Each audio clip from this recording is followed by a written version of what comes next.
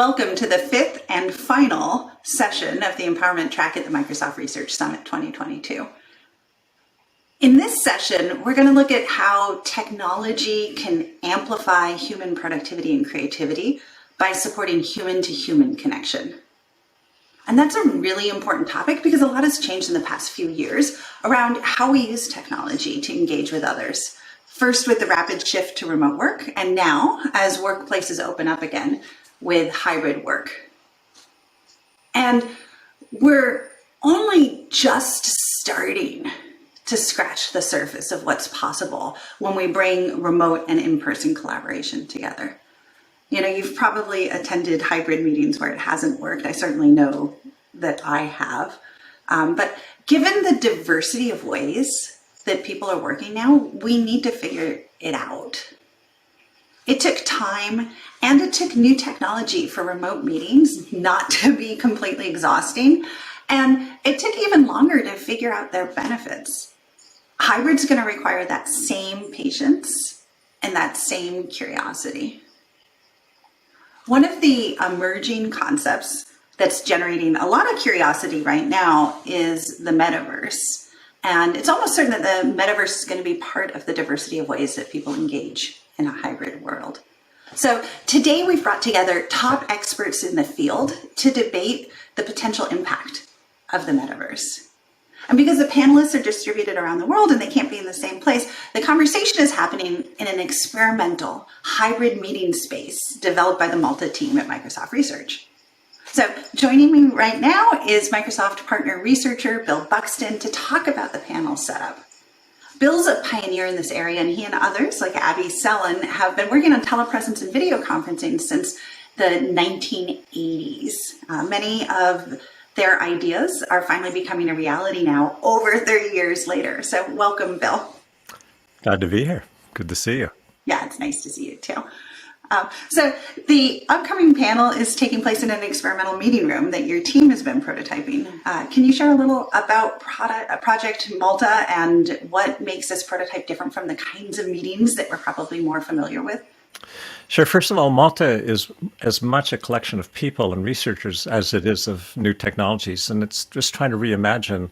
Let's think all the things that led to fatigue in the previous few years, and largely by exploring the notion of space and shared place, and just making things more dynamic, gaze awareness, the back and forth, but also enabling everybody to have agency, no matter what their resources are. And so it's not just hybrid in terms of the topology of the social network, but even of the hardware and the activities.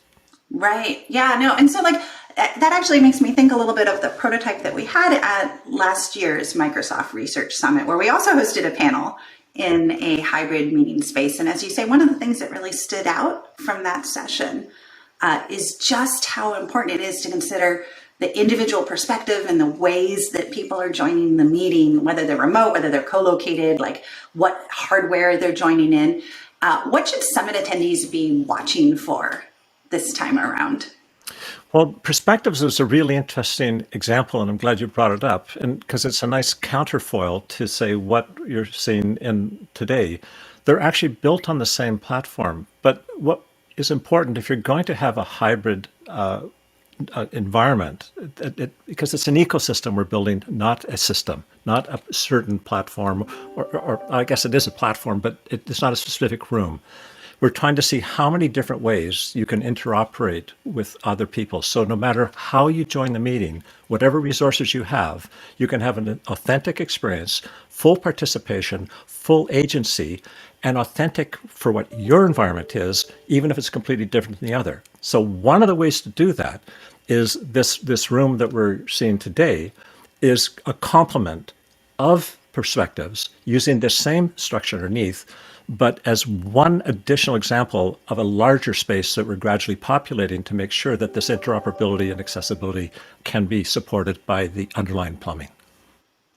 Yes, and so certainly there's, I'm curious if you could talk a little bit about how the metaverse fits into hybrid meeting technologies in this space, because that's certainly something I know people are thinking a lot about. Okay, so here's the deal. I've read Snow Crash, and there's a passage about a third of the way through where the protagonist says to his skateboarding friend, "Where are you? In the metaverse or reality?" That answers your question away. It doesn't matter where you are as long as I can perceive you and we can both have participation.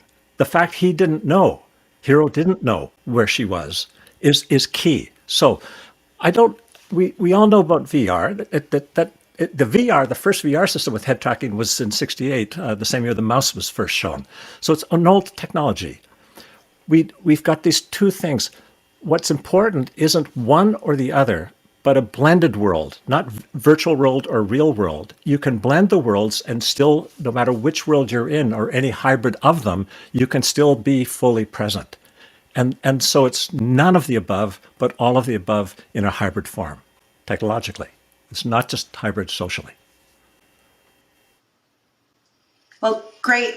And here to moderate today's discussion on the metaverse is the leader of Project Malta, Microsoft Senior Principal Researcher, Corey Ingpen. So take it away, Corey.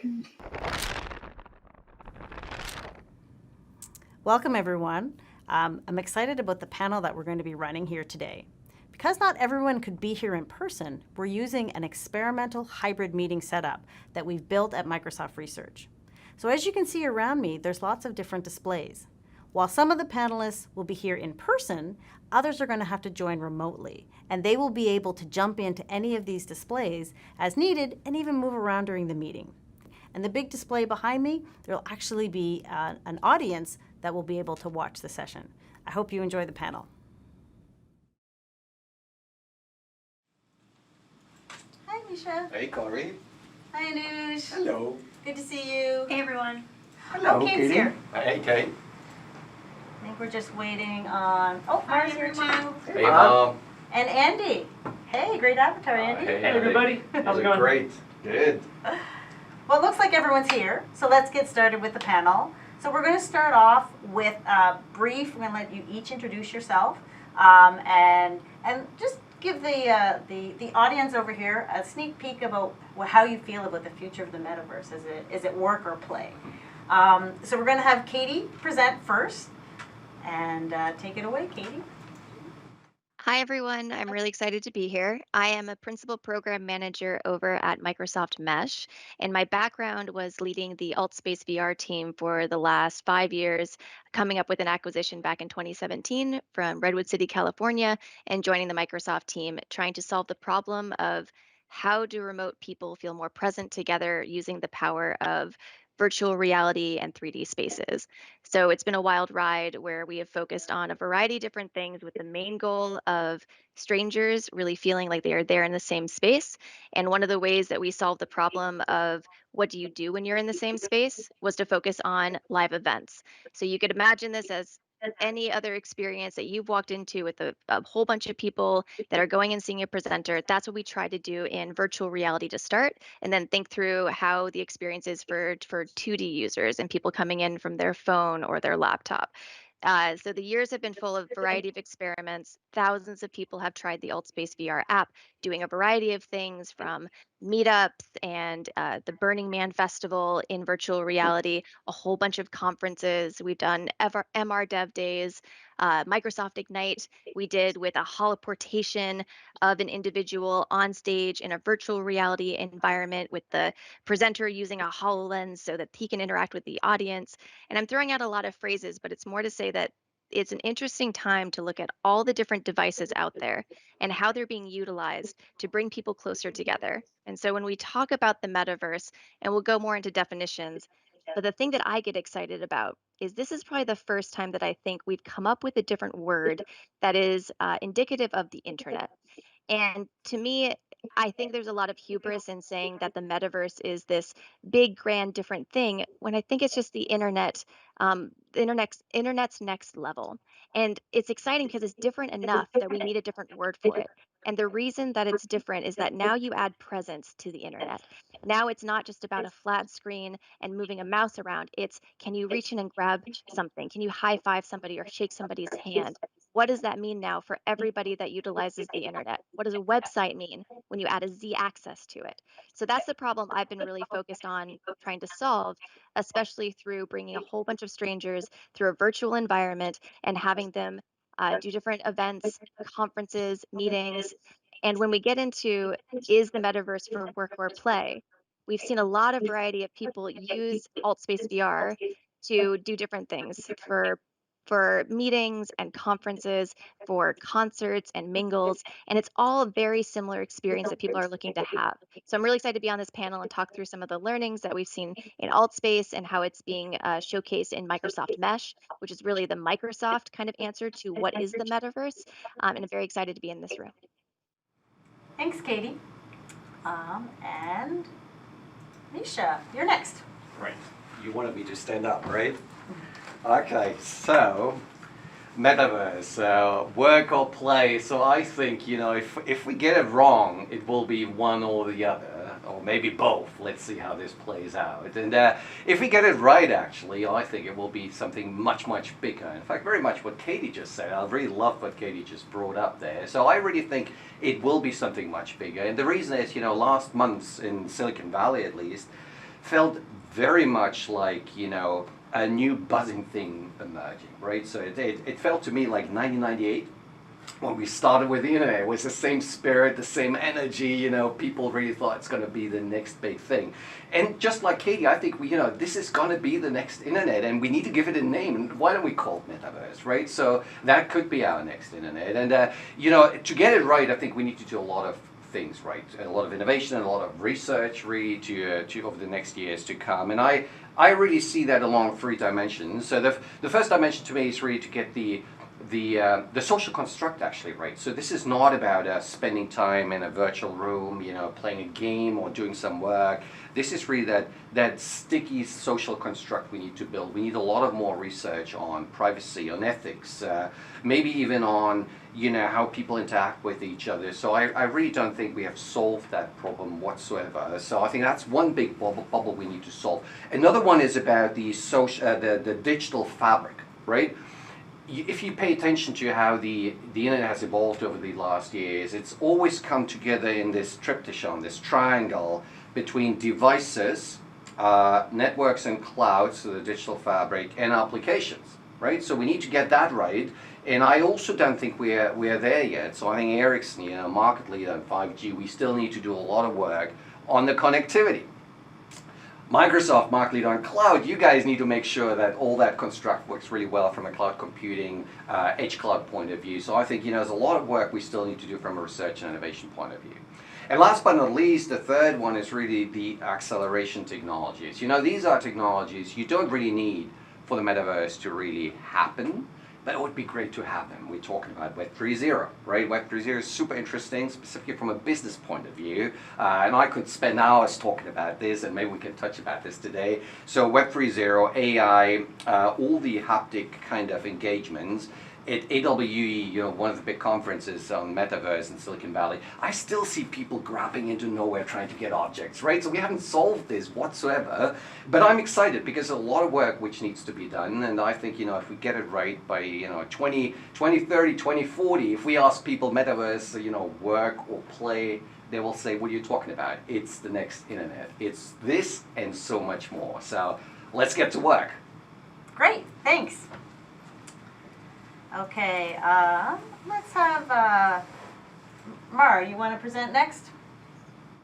Sure. I'm Mar Gonzalez Franco, a researcher here at Microsoft.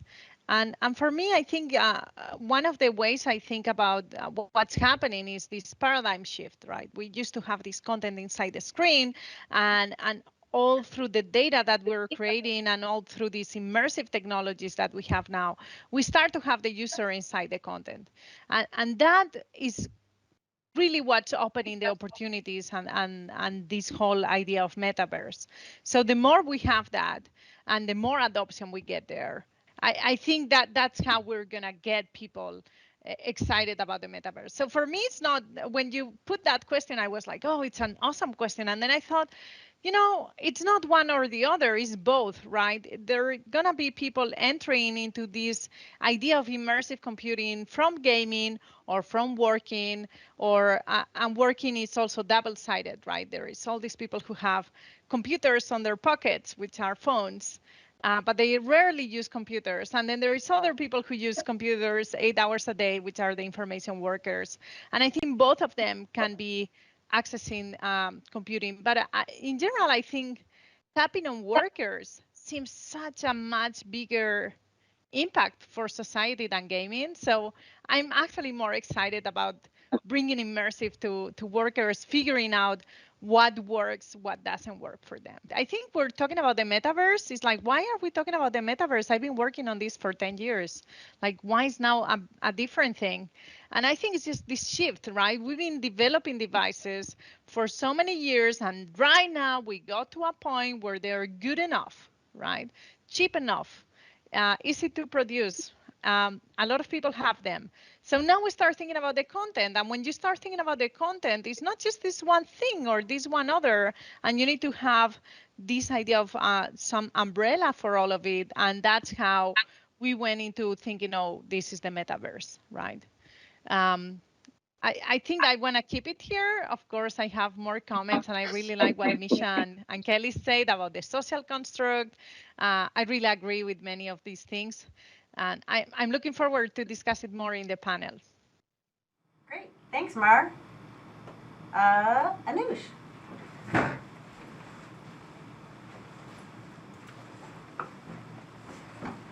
All right, so I'm going to keep this simple.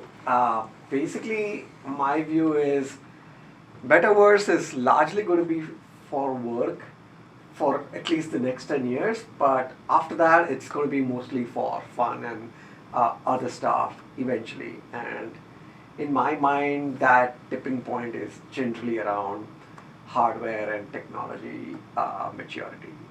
So yes, all the presenters who came before me are mostly right. It will be a little bit of both, but I figured I'd kind of make it more interesting, saying it's mostly work and then mostly play. Thanks, Anush. Yeah. Okay, and Andy, if you want to jump up on screen too, take it away. Love your avatar. Yeah, great. I'm Andy Wilson. I'm at Microsoft Research, and I do research in AR and VR.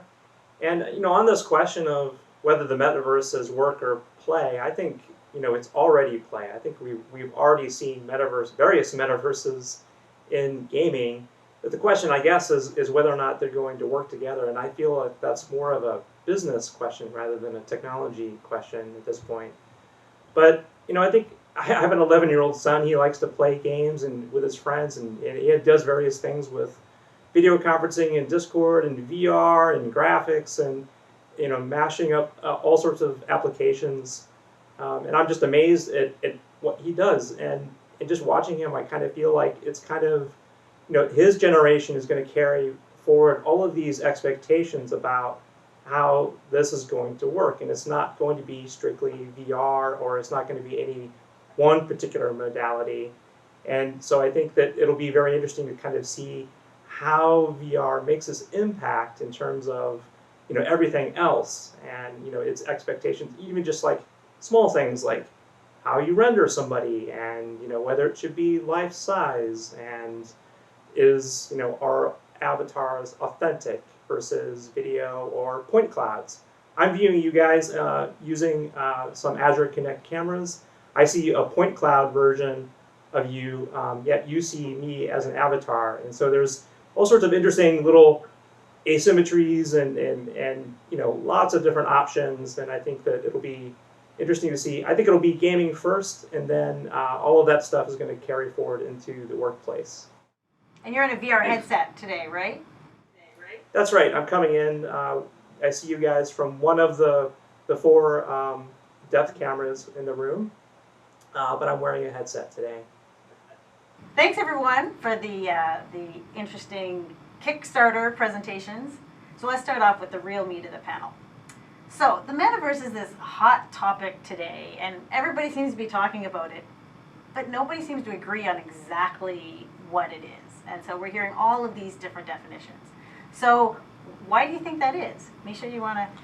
I think because also the term has a lot of history, right? So Neil Stephenson introduced the term, some 30 years ago. I met him actually the other day in Stanford. It was really enlightening, and he got actually a lot of that right. And then Meta rebranded, which kind of took all the space. But I think Katie said it so nicely. We need a term which we all globally understand to be that next internet, and I think we will eventually converge to that terminology of metaverse. I mean, in Ericsson, we call that, cyber-physical systems. You can't go very far with that as a consumer proposition. So, we are not too unhappy of using that term. And I think we'll converge eventually.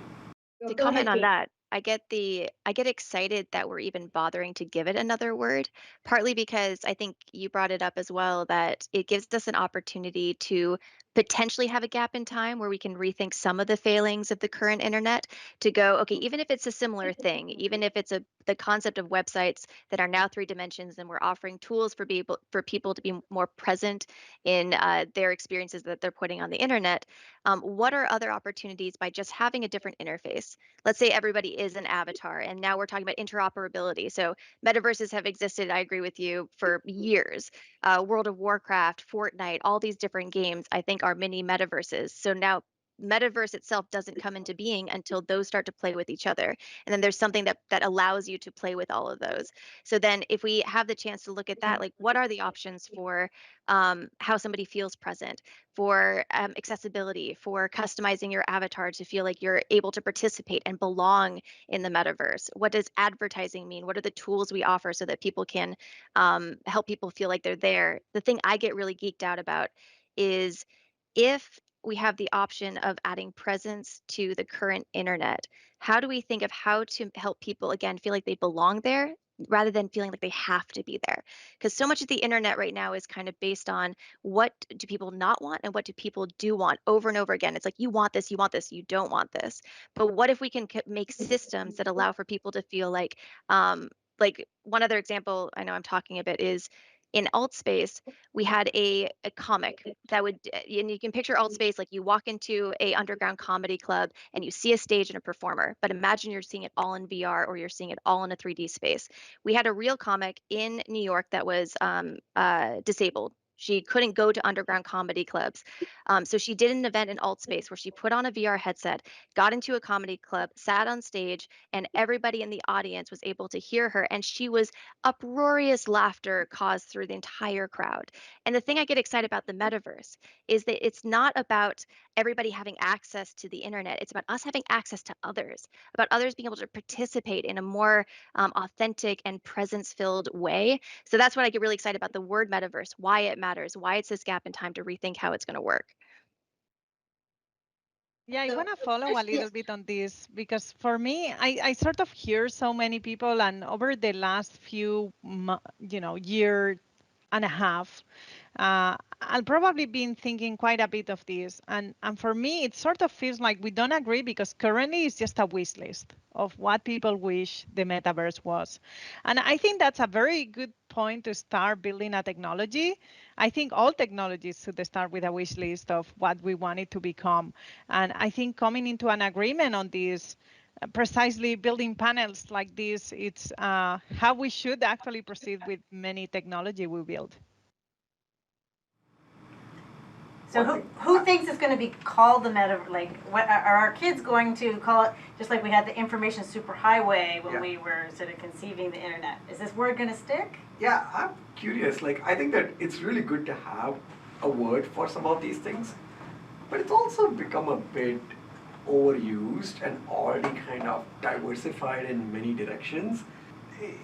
I've heard people say, like, it was meant to be a warning, not an instruction manual. And so both the Snow Crash and Ready Player One, which refined the concept, were meant to say the metaverse is an escape from a dystopian physical world. And I here really enjoy our physical world, and I really hope it doesn't turn dystopian. With our COVID experience and whatnot, still, like, one can hope that, we want to be in that physical world and enjoy it. And I think that there is a ton of really amazing things that the mixed reality capabilities will allow us, and this embodied experiences and devices would enable us. But I hope it complements the world and the experiences that we have, because eventually, the thing we have to remember is this concept of us being in one place and then exploring virtual environments fundamentally involves cheating our old brain. And we have evolved for hundreds of thousands of years to really understand the physical world, and our senses are designed for that. And the way metaverse is working is doing some incredibly amazing engineering to cheat that. But I still feel like we're like 5% of the way, if that, along the way, and it's just hard to overestimate how complicated it is to do that. So I really look forward to this thing going beyond just like you being in a small physical space trying to explore vast virtual spaces, and hope that it kind of expands beyond that. And so that's sort of my dream.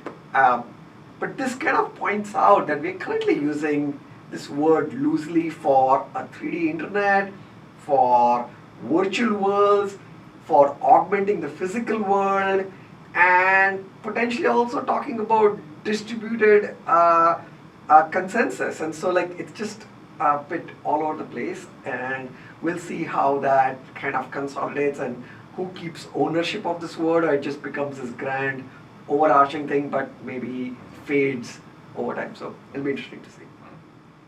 Okay, I want to jump on to the next question. So what do you think are the biggest barriers to this really becoming commonplace? Is it something related to curating the experiences, or is it more at the infrastructure level? So, Misha, I know you care about the infrastructure level. I care about the infrastructure, but actually, if you remember, I said the social construct comes pretty first. Okay. And I think we really need to get this right. And you raised a good point, and I think Ma and Katie as well.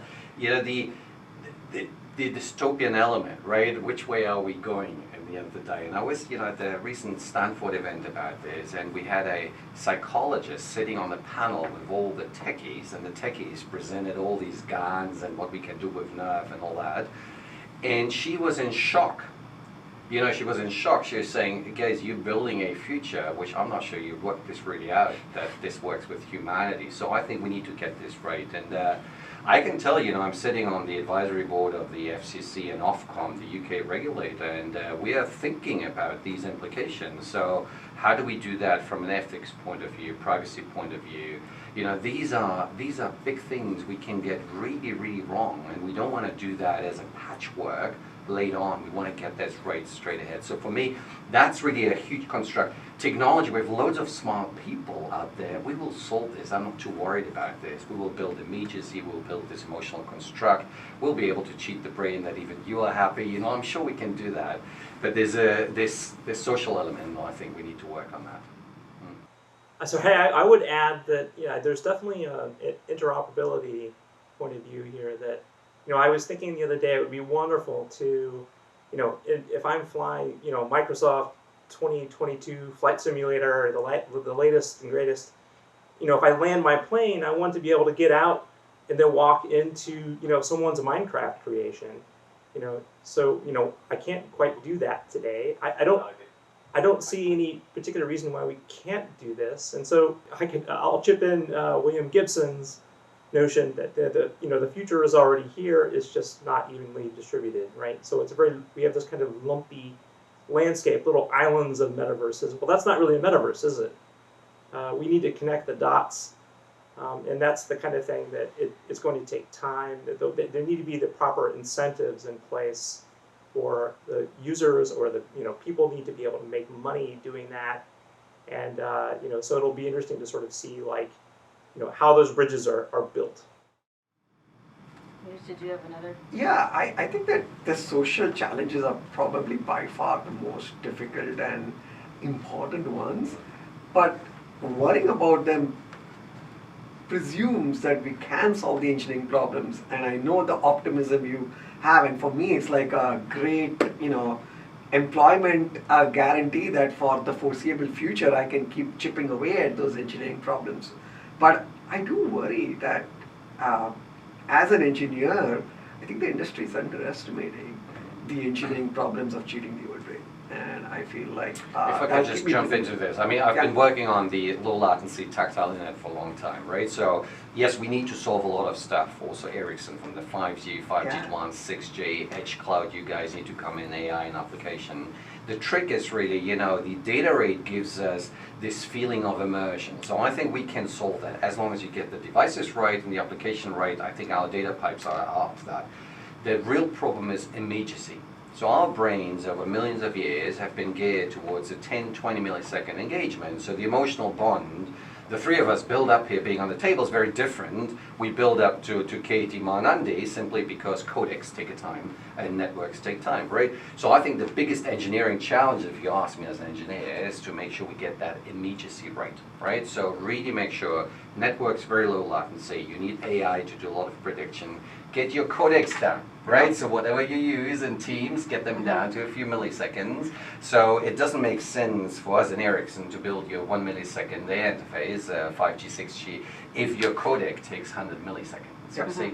So therefore, we need to work as a community, come together and really work on, on this beyond immersion, which is that feeling of immediacy. That's the biggest engineering challenge, I think, which needs to be solved.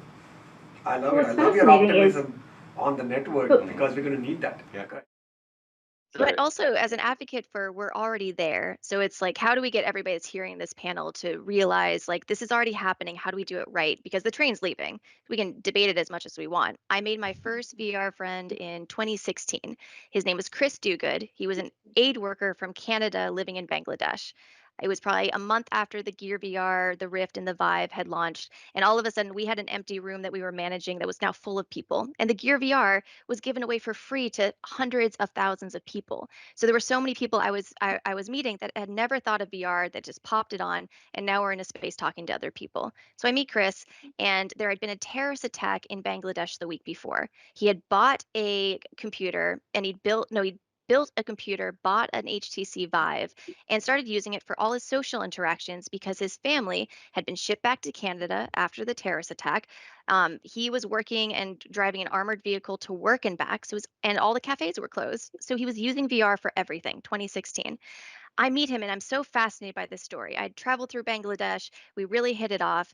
So I convinced my boss at the time to fly to Canada and give his family Gear VR headsets and record them meeting their father in Canada in a VR headset and him being in Bangladesh. So there's a whole story here, but just imagine his daughter Lily putting on a VR headset, and her father had built a room that had a 360 photo of her old bedroom that she hadn't been able to go in since the terrorist attack. And she's looking around and she goes, "There's my stuffed giraffe." She turns 90 degrees and she goes, "There's my magic hat." Then she turns 180 and her face lights up under her headset and she goes, "Dad." And I talked to Chris the next day, and he said, "I talk to my kids through FaceTime. I call them every morning, but it always makes me feel far from my kids." But he's like, the actual memory of being in alt space last night, it was a memory of me being with my children.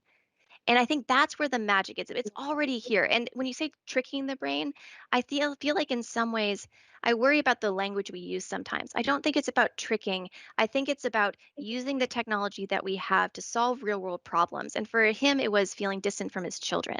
And so if we realize too that that's happening now with super rudimentary graphics on basically a phone plastered to your face, and now we're already 5 years past that. So there's all these pieces of technology that I think we really got to go, okay, this is happening. Last one, Accenture launched, they bought hundreds of Oculus Quests, gave it to their employees, and now do employee onboarding in a virtual space. Hundreds of people are going through this, and it's not just in VR. They can use a 2D screen. So again, it's already here is I think my main point. The problem I see, I think the point we're trying to drive, Katie, is that I think churn at the moment is quite high, right? So you're telling a great story. Totally. I think we need more of that. I call that giving technology a soul, right? So we just need more stories where we tell why this is a social benefit. But reality is I think even Meta realized they're selling a lot of the headsets. People try it 2 or 3 times, and then it's collecting dust, actually, So, and that is, I think, because we have solved the immersion, but we haven't solved the immediacy. We're not able to build that emotional bond consistently across a huge consumer base the same way as, let's say, the smartphones do today. And I agree with you, there's a lot of engineering challenges we need to overcome. I'm very positive because I know you guys are very smart, we are very smart, we can make that happen, and it will fall in place. So we need to broaden your fantastic stories about that social impact. I have a sort of theory of why the headsets are catching dust. And I think only a percentage of people are ready to have a complete life in an immersive experience, but I think a lot of people want to have an augmented experience. Like you guys are seeing right now, this room is fully instrumentalized with a lot of devices. And we're seeing more devices. Like, look, anybody at home, they have so many devices. And they are in a spatial arrangement around you. So you're already immersed there. And we're not exploiting all of that. And I think that is a space where people are going to feel more comfortable of jumping into a sort of digital and augmented experience of a metaverse that is composed of the two. What I see is conceptually a bunch of people are either in one side or the other. A bunch of people say like, oh, metaverse needs to be full VR. And a bunch of people say metaverse needs to be more of an augmented experience. And I think we need to have a bit of both. And one might be, more of a transition between them, right? It's just like sometimes you don't want to be fully immersed. This launches into a good point. Today, we're having this meeting, and 3 of us are here co-located, but the rest are in different parts of the world. So hybrid. So how do we do hybrid in the metaverse, or what does hybrid look like in the metaverse? Do we all have to be in an environment together? How does it support all of these different endpoints? I think that hybrid is both a reality now thanks to the prevalence of remote work, but also one of the hardest situations, because in some sense it is merging AR and VR, right? You are both present in physical spaces and in virtual spaces. And you have to keep that both in your mind to be able to have this shared feeling. And I think that in many ways is both the most interesting problem because it's here and now, but also from a user interface and technology, some of the more challenging ones. So I think that we're going to see like lots of crawl, walk, run like scenarios. I think we could all say that this is working pretty well, but like it'd be a lot more interesting if we could have more consistent shared concept of space, so that when I look around, I know whom I'm looking at. I think we've done a lot of impressive tech to actually make this happen. And I really look forward to seeing how this becomes something that more and more people can benefit from. But it's a very fascinating and important challenge. And this is why I think Microsoft Mesh's approach to what the metaverse might be is interesting, because I don't think we're just trying to solve the how do you get headsets in more hands. It's more trying to solve at the lowest level of entry, how do we give everybody access to the internet? And I'd actually point to the Mesh avatars that are being showcased so beautifully. Is that was a question posed with how can we think about metaverse tools as being applicable to Teams, which is more of a traditional 2D medium. And so Microsoft Mesh and the Teams team got together and they decided, like, let's make sure that we have 2D avatars that then can be applicable to a 3D environment as more and more options are kind of available. And you could see too in, I think, the Ignite announcement last Ignite and last November, we showcased how that 2D avatar can now live in a persistent 2D space that everybody can come into as an avatar. So no headset required. It adds an extra level of fidelity for sure, but we have to create an on-ramp to get there. So that's why I think hybrid is interesting, because it's about meeting people where they are and then asking specific brands and companies, like we did with Teams, what is the thing that's actually useful to you? Is it 3D? Is it VR headsets and AR? Maybe not. And then meeting them where everybody is. I might feel long term, it will be AR, and whether that is through glasses or contact lenses or other Black Mirror ways of doing that, we don't know. But I think Meta is here in this round today. They played a really instrumental role to rally the ecosystem. Pumping 10 billion into this whole metaverse development is great. And I think even their roadmap at some point will probably pivot to AR devices. I just feel with VR we're probably a little bit disabled. We are getting out of our physical world we were used to for millions of years. So there's a great film called Battlestar Galactica. I'm not sure I'm giving my age away here, but I love Battlestar. The cyclones there, these were machines. They were actually using AR. So if somebody didn't like the room, they would just project a different color on there. They would rearrange the lighting and all that, and that was all happening, as an augmented overlay.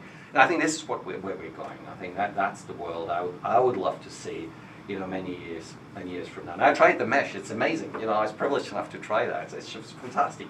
Spatial anchoring, being able to work collaboratively is really phenomenal. Phenomenal, yeah. I'm particularly excited to think about the problem of reconciling the virtual world with the physical one. Just in this particular meeting, right, you have the challenge of, if I'm going to be remote, the system needs to know where that display is in the room in order for me to be able to look at you. Now, right now, you don't maybe have the impression that I'm looking at each of you in turn, but that's something that we need to solve, right? So there needs to be this blending of the real and the virtual, and there's so many little challenges there. Well, actually, some of them aren't so little. But I think that's, as a researcher and an engineer, I'm particularly excited by those challenges. You should look, Andy, on, Ericsson did at the Mobile World Congress a really interesting holotaring, it's called, with, augmented reality glasses using 5G low latency networks. That was the first construct where I've seen a very high fidelity holographic projection, and it really felt people were talking to each other. It's really fascinating. I think we're doing these first baby steps as a community there, so it's exciting. Yep, absolutely. Katie brought up avatars. Let's have a little bit of discussion around avatars. Are we, in the future of the metaverse, are we all going to be in avatar form? Is it going to replace video? Are we going to have both? Andy, I think today, we see you as an avatar, but you see us as you said, point clouds as video. The interesting thing there, I suppose, I could render each of you as an avatar so that I see you as an avatar in VR. But the nice thing about the point cloud is that it's a step up from video. It gives me, stereopsis in VR, and I can render people as if you're in a 3D scene. And so there's a certain authenticity there that's borrowed from video.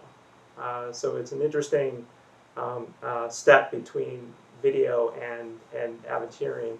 And so I think that avatars are going to get better and better, and people are working on really interesting codecs that sort of strike a balance between video and graphics. And so it's certainly it's a very hot area these days, and I look forward to the developments in that space.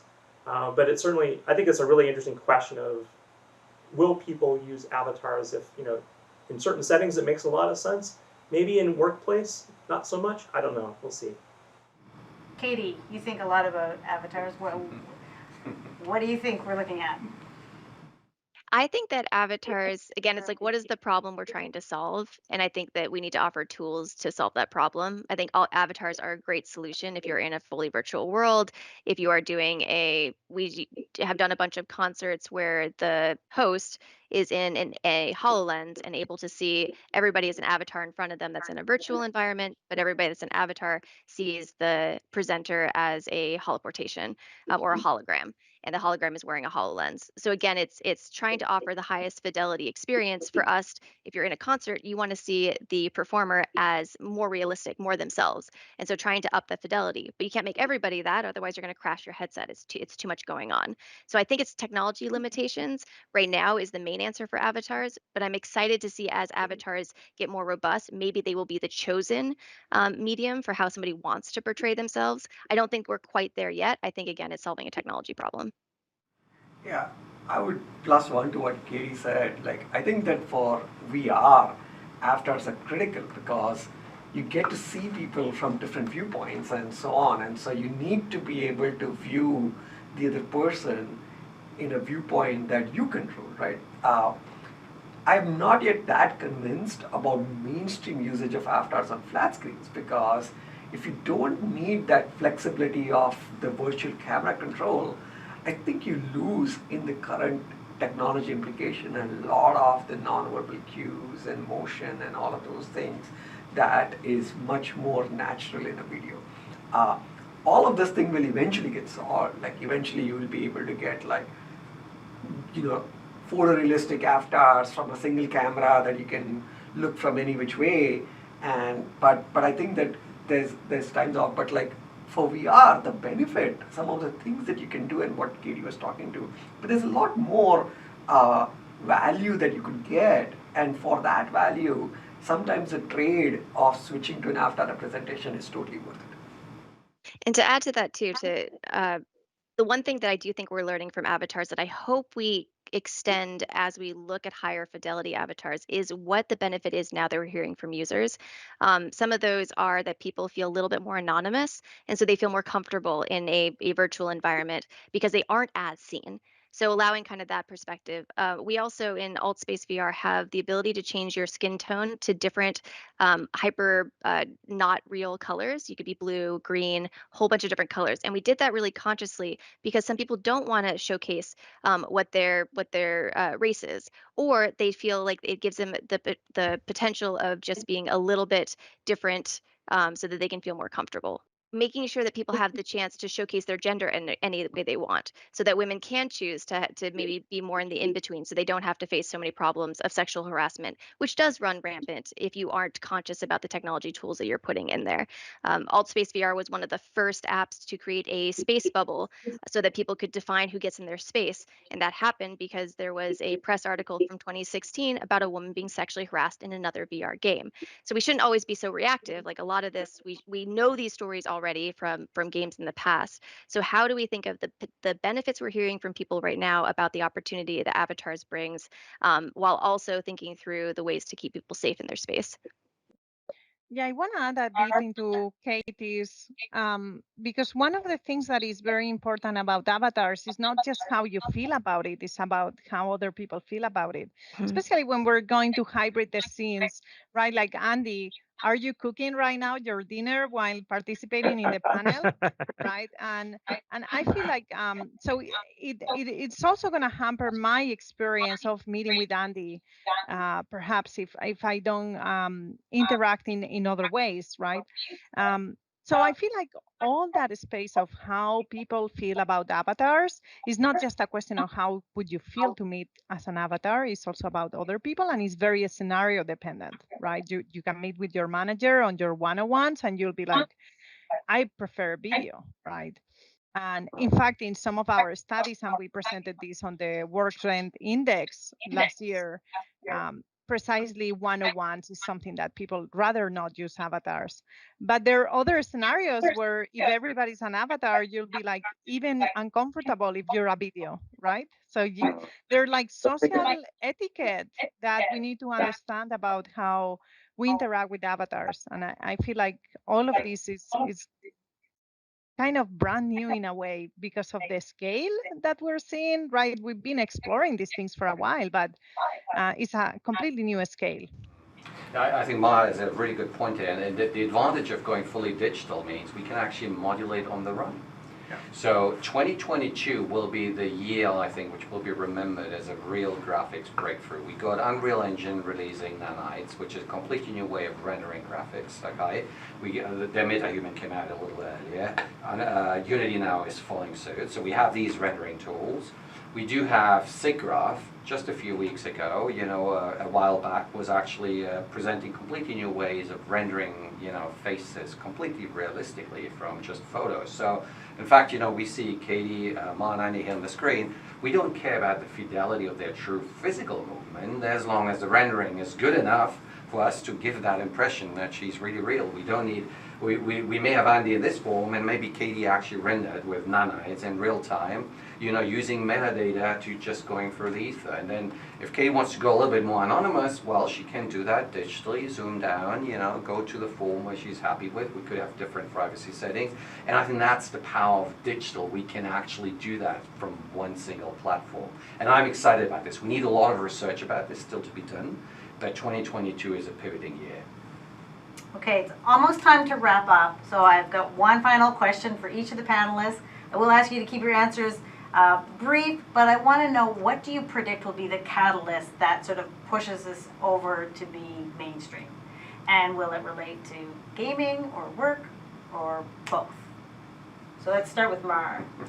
I will start with something that I think is generally considered the catalyst, which is that 5%, right? 5% of adoption, real adoption, right? Like Misha pointed out, that this device is catching dust, or myself having like 10 of them, right? Like, so we really need to grab the statistics like that. But this 5% of people actually using avatars, I think it's the critical point in which we will tip into adoption either way, right? Like it happened with the smartphones too. And we're going to have a lot of coexistence. So hybrid, it's going to be here for long on the ecosystem of devices, on the ecosystem of apps. They need to talk to each other, interoperability. And then when we reach this 5%, it's going to speed up. I would say that to me, the use cases are so broad and so many, from like annotating the world to fully immersive stuff. I think the biggest thing that I think will make it switch over to mainstream is device comfort. Like these devices, no matter what, the friction and the comfort issues are not yet resolved to the satisfaction of most people who wear it for most times.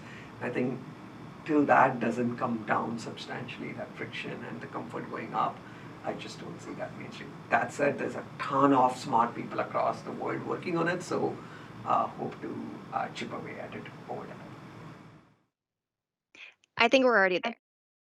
I think that metaverse encompasses 2D experiences, and we're seeing amazing things with Roblox and brands utilizing it to connect to their fans. Fortnite is presenting concerts. A friend of mine's kid went to a Fortnite concert and said, "Mom, I went to my first concert." The blurred lines between going physically and experiencing things through a 2D screen is definitely blurring. I think the headsets need to catch up, but I think the concept of metaverse, the concept of presence, and the concept of avatars is now already deeply embedded, and it's now providing tools so that people can do more with it. I believe it's here already, I agree. But to get to the 5%, which Mark was alluding at, I think we need devices. I'm also on the device side. Remember, the iPhone has really catalyzed that wireless internet. It was really that device. And before in 1G, we had untethered phones. So we're waiting for that. I think the networks are gearing up. 5G is up and running. There's a lot fantastic of cloud tech and applications up and running, meshes up and running, games, Roblox, etc. But we need that device comfort. So the 5% of the world's population, which is a huge number, need to be happy to wear that, and then we're ready to go. I would say that kids these days, they're paying attention to what's going on. There's this whole work from home thing, and the shifting attitudes towards how we work. I think they'll move into this space, and they will completely rewrite the rules of how this is all going to work for us. Telepresence will be a big thing, of course. Gaming, of course. So I think I think there's going to be a generational shift, and that'll intersect with some of these technological problems that we're facing right now as they get easier. Great. And to wrap up the panel, I actually want a group photo. So we're all going to gather at the front. I like that. That's and do a group photo. That's brilliant. I'm going to stand next to the avatar. Yeah, I'm not sure my arms putting my arms around everybody. Are long enough for a selfie. Okay. That's awesome. And we can say hi to the audience. And thanks everyone for the audience for joining in. We really appreciate it. Yeah, it's a brilliant panel. Thanks. Thank you. Thank you, everybody. Thank you, everybody. We're so glad you were able to join us for today's track on amplifying human productivity and creativity. Throughout the track, we've explored ways that technology can help everyone, from mathematicians to gamers to content creators, do more of what matters to them. By supporting machine-checkable mathematics, for example, we can help a broader range of people start to address some of the biggest challenges in mathematics without worrying about making mistakes. By integrating AI into gaming, we can help game developers create new gaming experiences. And with AI-assisted visual content creation, we can help people communicate more richly. In the process, we've also examined important questions around what we want our technology to be. For example, we want our technology to do a better job processing human intent, and talked about enabling that by symbolically formalizing common sense knowledge. Something like that's particularly important in scenarios like robotics, where humans and people might be working in the same physical space. We also want our technology to support our engagement with other people. Increasingly, technology is intermediating our collaboration. And as discussed and seen today, there's an opportunity through hybrid meeting spaces in the metaverse to really bring people together across time and across space. Throughout all of the sessions, you get a real sense for the possibilities there are for technology to truly, fundamentally amplify human productivity and creativity. There's a lot of uncertainty in the world right now, be it in the way work practices are evolving, or the uncertain economic environment, or climate change. And we need research like what we've just heard to help us navigate that uncertainty. Research is a means for imagining the future we want. It's also a means for creating it. Never before has there been such an opportunity for computing research to actively shape the future.